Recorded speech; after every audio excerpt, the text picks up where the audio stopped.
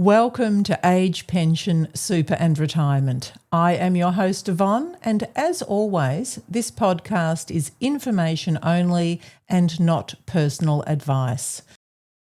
Today, we will be exploring Medicare and PBS, and to help us unpack this, I'd like to welcome back Rebecca. Thanks, Yvonne. This is a slightly different topic to the ones we've done before, but let's have a look. I think I'm going to learn a bit. To begin with, what are PBS prescriptions and who is eligible for this? So PBS stands for Pharmaceutical Benefits Scheme. So when you're looking at medicines, so broadly medicines, there's so many different types of medicines, and they are broadly classified into groups based on how safe they are, like the potential to cause harm.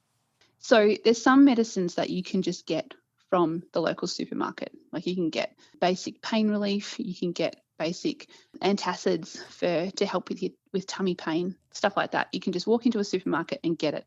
There's no checks, you just go and buy it. And there's some medications that can only be sold in a pharmacy, so with a pharmacist supervision. There's some things that you can walk into a pharmacy and just buy off the shelf without having to talk to a pharmacist, but there's some medicines that you have to talk to the pharmacist and get their advice and approval. So that's just something that's a little bit more potentially dangerous or harmful that needs to have some kind of advice from a professional before it can be sold.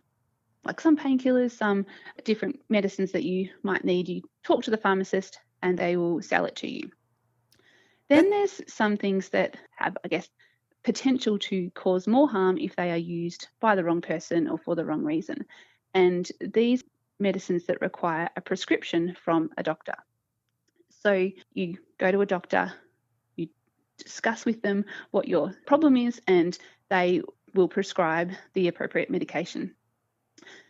Now, the prescription authorises you to purchase that medicine for your own use. Now, some medications are cheap and some are more expensive. For people to be able to afford the medication that they need to be healthy, to prevent illness, to be able to be productive members of society and to keep people out of hospital, some people need a number of different medications, and those medications are sometimes expensive. And so to make it a bit easier for people to afford the medication they need, the government has this pharmaceutical benefits scheme. So there is a subsidised price for some medicines.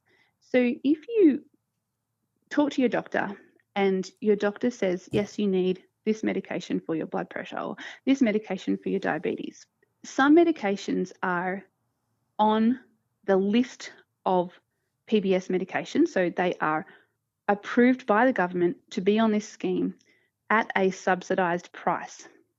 So it means that the full price of the medication you don't have to pay the full price, you pay a subsidised price. So the government subsidises part of the cost of that medication and you pay the rest. There's so many different possible medications that a person might need. And for some people, the full cost of those medications might run into the hundreds per month. And people can't afford to pay that when they also have to pay their rent, have to pay for food, that kind of thing. So some medicines are on this list of PBS medicines and some are not. The ones that are on the list have been tested and they are found to be generally that they work for the disease that they're trying to treat or the condition, and they are generally cost effective. And the ones that are not on the PBS list are things that maybe haven't been shown to provide a large benefit over the ones that are already available on the PBS that are cheaper. So the government's kind of got to try and balance the spending of the health budget. And if they had all possible medications on the PBS, then people would be prescribed more expensive medicines that maybe they don't actually need. Maybe a cheaper medicine would do the job. So the PBS system kind of tries to have people on the most effective, cheapest medicines if they can be, and then the more expensive ones are sort of down the line if they are needed. So if you have a Medicare card, you can access the subsidised rate of any medication that you have a PBS script for. So when you get a script from the doctor, it'll either be ticked the box saying, yes, this is a PBS script, or it'll be marked saying non-PBS. So if a medication is marked non-PBS, that means it's not on the PBS list. It means that you have to pay the full price of that medication. Some medicines are on the list and you'll be able to get them at the subsidised rate, and some medications, either the medication itself is not on the list or you don't meet the PBS criteria for that medication. So for instance, there's some medications that are on the PBS listing for people who have diabetes, but people who don't have diabetes aren't allowed to get a PBS script for that medicine. Those people who don't have diabetes would have to pay the full price for that medicine, whereas people with diabetes, who the doctor says, yes, this is a suitable medication to treat your diabetes, they can get it for the PBS price. Now, did you ask who is eligible for this scheme? Yes, I think you just mentioned people with a Medicare card, or? Yes, so anyone with a Medicare card is eligible for PBS prescriptions if their doctor says that, yes, this is suitable for you and you have the condition that's going to be treated by this medication. That's really clear, Rebecca. Thank you so much. What does the healthcare card entitle someone to regarding their medical expenses? So with the PBS prescriptions, there is the general rate for people who hold a Medicare card. So that is a maximum of $31.20 for any prescription that's on the PBS. So the full price of a medication might be $200, but the maximum that you'll pay is that $31.20 for a month's supply of that medication. If you have a healthcare card, a concession card, then you are eligible to pay the concession rate for a PBS medication. The concession rate is $7.70. So that's quite a discounted rate compared to the $31 amount. So a healthcare card, whether it's the green healthcare card or the purple pension card or the red and yellow Commonwealth Seniors Health Card, any of those cards qualify you for the lower rate, the $7.70 rate for PBS medications. So those cards are really helpful to reduce your bill at the pharmacy. Some people worry that if you lose your concession card, like if you're no longer eligible for it, that you will have to pay the full cost of the medication, because the full cost of the medication is printed on the box. And some medications are really expensive. Like there's a cholesterol medication that costs $2,000 every 6 months. That's the full price of the medication. But if you have a Medicare card, you'll only pay that $31 amount, even if you don't have a concession card. So it's not such a big deal if you lose your concession card, if you lose eligibility, because you can still pay that general rate, which is only $31. So yeah, there is a co-payment for the PBS medications, which is $31 or the full price. So sometimes the full price is only $15. So the full price is $15 and you've got a Medicare card, you'll just pay $15, not $31. If the full price is more than $31, you'll pay $31. And if you've got a concession card, the maximum you'll pay for a month's supply of PBS medication is $7.70. That's so interesting. And hearing about the Commonwealth Seniors Card covering the cost, and so people don't have to pay these really horrendously high fees, that would be a real incentive for people to see if they actually do qualify for that card. Yeah, definitely. Because the Commonwealth Seniors Health Card does not have a lot of different benefits. Like you don't get much in the way of discounts on bills and things, but it does cover the medication, the PBS medication. So yeah, especially if you're on a couple of different medications, at least getting that Commonwealth Seniors Health Card, which doesn't have an asset test but has an income test that is quite generous, yeah, definitely see if you qualify for that. You'll be able to get your medications at that discounted rate. Fantastic, Rebecca. Is there anything that is not covered by the healthcare card? So talking about Medicare and medical expenses, medication's not free. It's not at no cost. So you do have to pay that concession rate, $7.70 per script. And there are lots of times you can be asked to pay fees for medical expenses. Doctors in Australia and health services in general, so whether it's a radiology clinic where you get x-rays and things done, or a specialist surgical clinic that you might go to, or a GP practice, they are all usually private businesses that set their own fees for services. Some clinics agree to bulk bill concession card holders, or they might bulk bill everyone with a Medicare card. But some of them will charge fees for services to everyone, or they might charge a reduced fee for people with a concession card. I guess the point is that they are independent private businesses and they can set their own fees. So having a concession card does not necessarily mean that you're going to be bulk billed your GP visit or specialist clinic or x-ray, all those different things that you need. However, having a Medicare card does mean that you're covered. If you need to go to hospital and you go to a public hospital, the Medicare card covers you for all of the in-hospital care that you might need.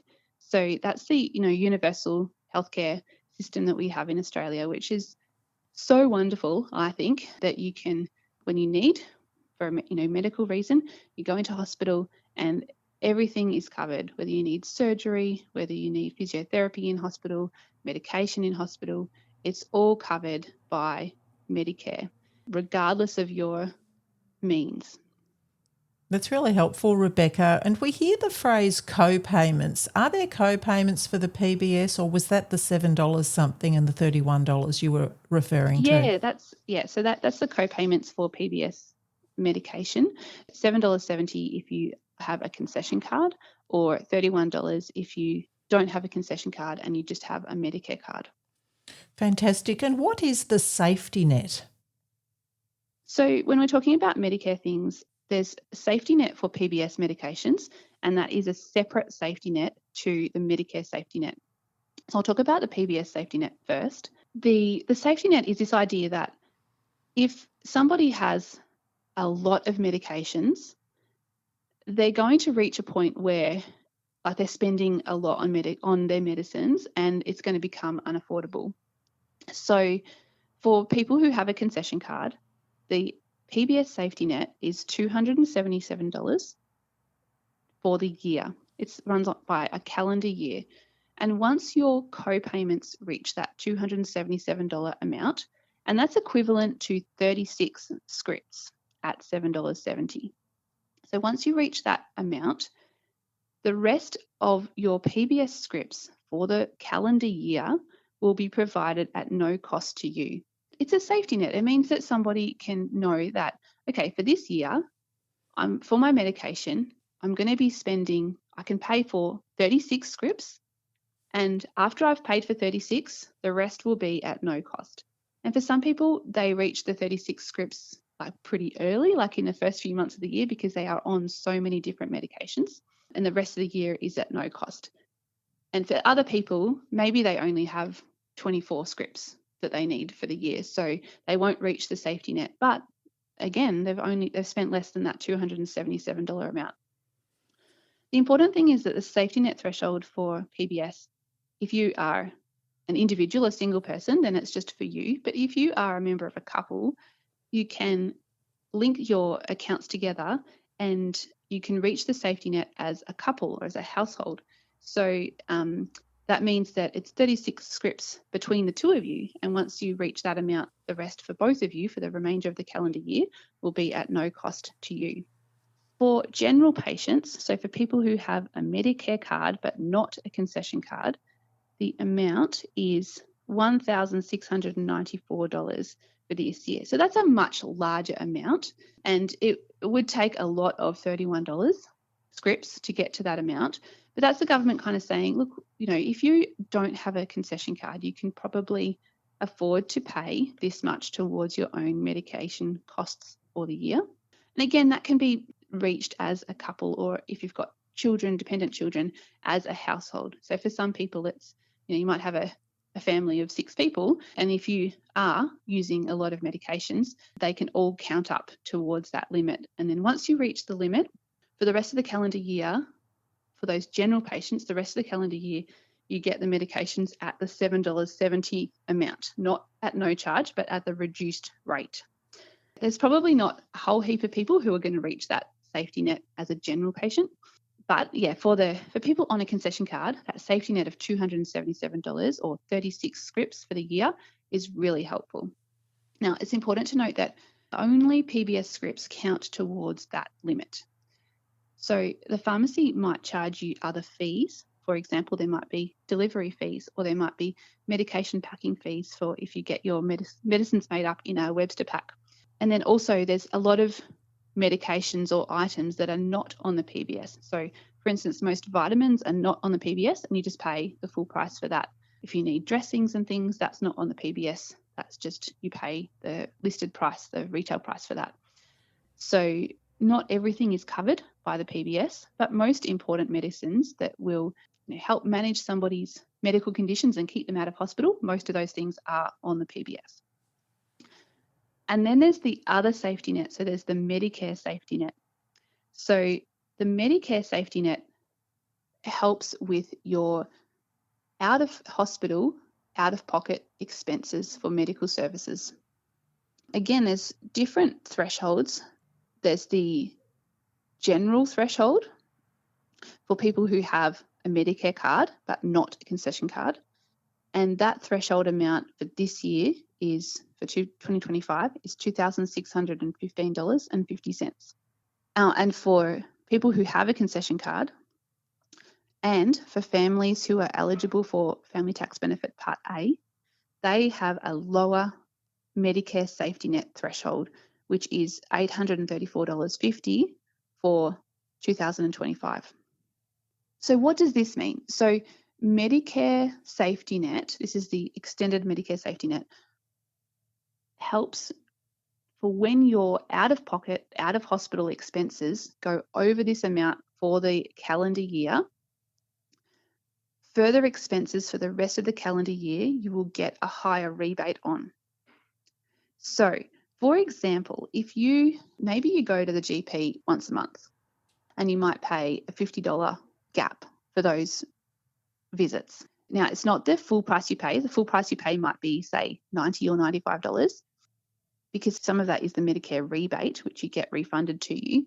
But the gap amount, say $50 or so, those gap amounts that you pay each month, they're added up towards the safety net threshold. Then you might go to a specialist every 3 months, and maybe you pay a $200 gap at the specialist.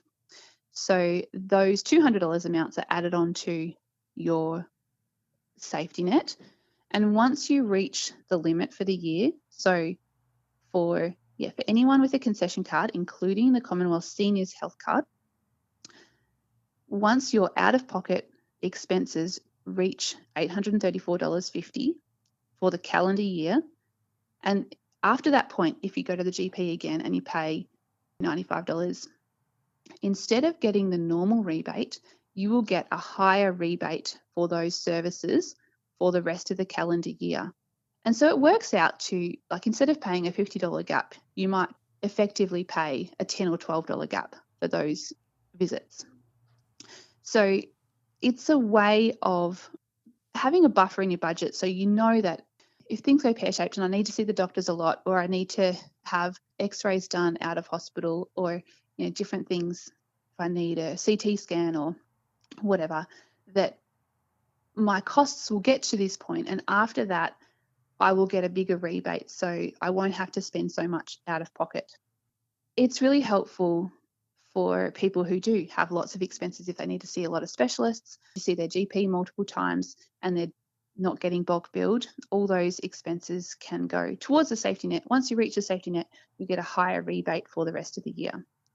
The limit for general patients, so people who don't have a healthcare card or a concession card, is $2,615. So that's a much higher limit, but some people will reach that limit if they're having lots of out-of-hospital procedures. So I know, for example, people undergoing IVF, if you start that process, or even just a pregnancy in general, if you start that process in the start of the year, you might reach your safety net amount quite quickly, and then the rest of the year, maybe for that, the rest of that pregnancy or the other associated costs, you're going to get a higher rebate for those fees, which is, it's just helpful. That's just one way that the government helps you to not go broke on medical expenses.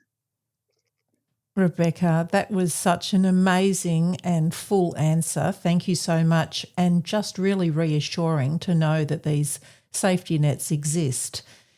Rebecca, could you tell our listeners about the 75 plus health assessments? Yeah, so I just wanted to take an opportunity to, talk about some things that are available to older people in the Medicare system. So the Medicare has different item numbers for different services provided by GPs and by other specialists and things. But one thing they offer is there's a Medicare number for a over 75 health assessment. And this provides a reasonable rebate.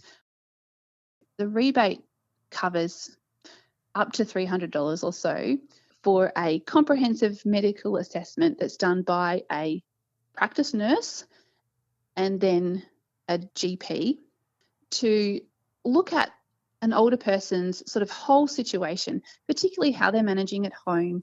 Do they need help with mobility? Do they have aches and pains that they need help with? And it just allows for a longer consultation time. Most of the time is usually spent with a practice nurse, and that's either done in the clinic in the nurse's room, or for some clinics they will send the nurse out to the person's home so you can have that assessment done in your home. And it's a nice way of covering lots of things that you might not get to cover in your standard 15-minute appointment with your GP. So looking at a person's whole situation, and the nurse might suggest things like My Aged Care to help with some in-home support. There might be some physiotherapy or occupational therapy that the person can access. There's often a bit of screening for things like dementia, screening for depression, and just general health screening. So it's a way you can get a health checkup done without needing to be sick first. So you don't necessarily have to be sick to go to the doctor, but you can ask for this health assessment to be done, and just helps you to cover lots of different things that maybe you ordinarily wouldn't get to in your standard 15-minute appointment. So you can call your GP clinic, and if you're over 75 years old, you can ask if they offer this service and if you can book in for that. That's so helpful to know about, Rebecca. And I've got another question. What are allied health vouchers, and how would these link in with private extras cover?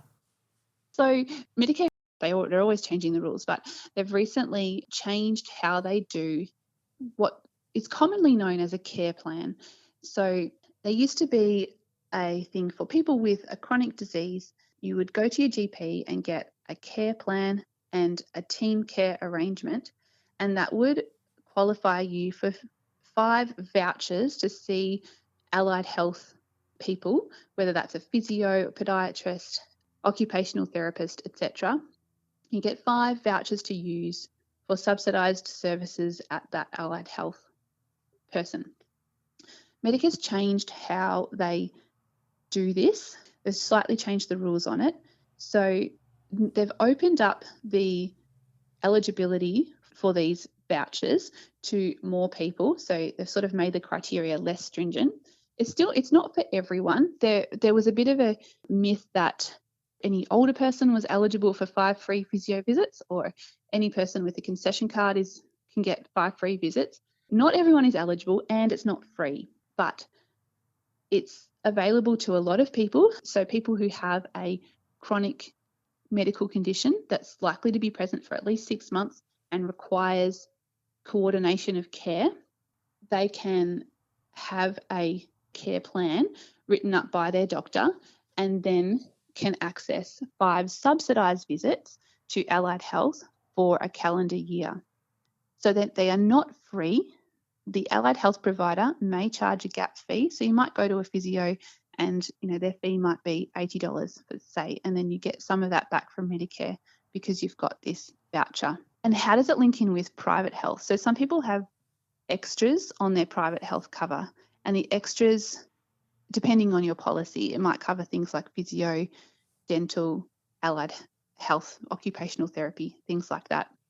If you've got these Medicare vouchers for allied health services, you can't use your private health cover for the same visit that you're using a Medicare voucher for. So it's one or the other. So for some people, they might use their 5 Medicare vouchers to see the podiatrist 5 times a year. And if they need more than 5 visits, then they might use, for the 6th and 7th visit, use their private health rebate for that. So yeah, the Medicare subsidised visits helps to cover up to 5 for the year. If you need more, you can use your allied health extras cover on your private health if you have a private health policy. That's such great information again, Rebecca. Thank you. Do retirees pay the Medicare levy? We get this question sometimes. When you lodge a tax return, part of the tax that's collected is the Medicare levy. For some people, there's also a Medicare levy surcharge, and this is part of the way that the government funds Medicare services. So some retirees don't need to pay Medicare levy, but some do. So it's not based on age, and it's not based on your work status, whether you're retired or not, but it's all based on income. So if your income is low, below a certain threshold, you won't need to pay Medicare levy. But if your taxable income is over a certain level, whether you're retired or not, if your taxable income is over a certain level, you will need to pay Medicare levy. So yeah, it's not based on how old you are or whether you're working or not. It's all based on taxable income. So some retirees have no taxable income and they won't have to pay Medicare levy. Some people, they're on age pension and have some other taxable income and they may need to pay a bit of Medicare levy. Some people still have a number of investments that are producing taxable income in retirement. And, if you're earning $50,000 a year as taxable income for investments, then you're going to need to pay some Medicare levy. There is a higher threshold to pay Medicare levy for people who are over 67. So that does help to reduce the amount of Medicare levy you need to pay, but it's all based on income. Thanks, Rebecca. Could you also explain what MyMedicare is and how to register for it? So MyMedicare is kind of like identifying which GP clinic or which particular GP is your usual clinic, your usual GP, kind of like your medical home. And if you can register for MyMedicare and identify which GP clinic is your usual clinic, that GP can access more Medicare rebates for you. Kind of linked to the allied health vouchers that I talked about before, only one doctor, one clinic can access those allied health vouchers for a patient. If you go to different clinics, you really sort of need to nominate which one of them is your main clinic that you're going to go to most of the time. And that clinic is where you're going to get the bulk of your medical services and the bulk of the Medicare rebates. So this is a way to protect you and protect your GP from some of these pop-up clinics that happen where they might be offering telehealth only services. Medicare rebates are supposed to go to ideally you have a ongoing relationship with one GP or one GP clinic who get to know you and your medical needs. And the MyMedicare thing is kind of a way of identifying, well, who is your main doctor, who is your main clinic, and you try and get most of what you need done through that clinic. Obviously, sometimes things are different. Sometimes things change. Maybe you want to change clinics. That's fine. You can select a new clinic through MyMedicare. Maybe your clinic's not available on a particular day and you need to go somewhere else. That's fine. For one-off things, you can go to a different clinic, but it just helps your clinic get the funding that they need to provide a good service if you can nominate your usual GP through the MyMedicare system. That's great, Rebecca. Now, for our last question, I'm curious, does Centrelink offer any payments for medical expenses? So generally, Centrelink does not pay for medical things. So if you're on a Centrelink payment and maybe you've got a specialist appointment coming up and you're like, oh, it's going to cost $400, I don't have that money, what can I do? Centrelink doesn't pay for that. They give you your fortnightly amount and it's up to you to manage that, to save up if you need to cover whatever expenses you have. But there are a couple of niche things offered by Centrelink to cover some specific medical expenses. So one of the things they offer is the continence aids payment scheme. So this is for people who have continence issues and they might need sort of like adult diapers, they might need catheters, they might need special bed protectors and things. And if the person is not on NDIS, because NDIS would be funding that if they were on NDIS, and they're not being provided those continence aids under an aged care package, because again, if you've got a home care package covering your continence needs, those things would be provided by that under that package. But if you're not covered by either of those systems, you can apply to Centrelink for the continence aids payment, and that is a payment. I'll just quickly look it up. I think it's about $600 for the year to help cover the cost of those aids that you might need. So just checking. So yeah, it's currently $717 per year, or you can get it in 2 payments, half of that amount twice a year. So it's just a niche thing. Not many people are going to be eligible for it, but it is there for the people who need it. And the other one is the essential medical equipment payment. So this covers things like, so say you need a CPAP machine or an oxygen concentrator, or maybe you have home dialysis and you've got a machine that runs to provide that for you. The essential medical equipment payment, it doesn't cover the actual cost of the machine, but it helps to cover the electricity use for that machine. So if you have a machine like that, so yeah, suction pump, a respirator, a feeding device, also can be a nebulizer if it's used on a daily basis, an electric wheelchair that needs charging up each night, things like that, there's a payment available for the electricity use. And there's also a payment for if you have a medical condition that means that you can't regulate your own body temperature. There's a payment that can help cover the cost associated with the cooling or heating required. So some people have a condition where they can't cool themselves down, and so their home needs to be air conditioned through the summer months for health reasons. So there's a payment you can claim to help with that cost. Now, it's not much. It's $196 per year, but it can be claimed for each piece of equipment that you need. So if you have like 3 pieces of equipment that meet these criteria, you can get 3 lots of $196. And that's linked to where you live. So if you move house, Centrelink don't assume that you're taking all the equipment with you. You have to reapply at the new address for to show that you still need that money to come in. So yeah, they're not much, but it helps a little bit with some of the extra cost of the electricity. Such a valuable, vast amount of information, Rebecca. Absolutely amazing. Remember that this is information only and not personal advice. For our international listeners wishing to join our Facebook group, the code word is orange. And a very, very big thank you so much, Rebecca.